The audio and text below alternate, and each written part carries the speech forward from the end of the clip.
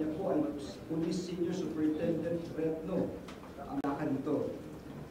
At para lang malaman... Confirm ko po agad po yung sinabi po ni Secretary na meron po akong death threat po at humingi po ako ng tulong po sa kanila at masaya din po ako na nakita ko po sila. I feel safe po. Maraming salamat po.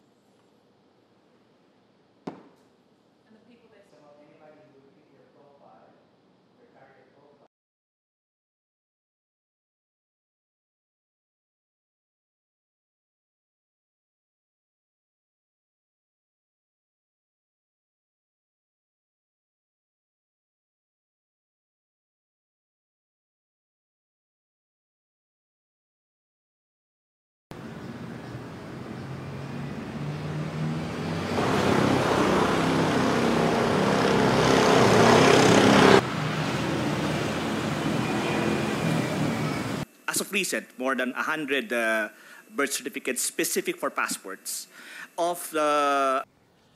This should be what a typical scam farm is. So this should be their working areas. Lahat ng pangalan ibigay mo para magkaroon ng hustisya na rito at matapos na ito. Dahil yun lang ang bagay na talagang magpapaayos sa kanya. Sabi niya, totoo, may proseso tayo rito. Ibigay niya yung mga pangalan at andito ang pulis para proteksyonan siya ang kanyang buhay.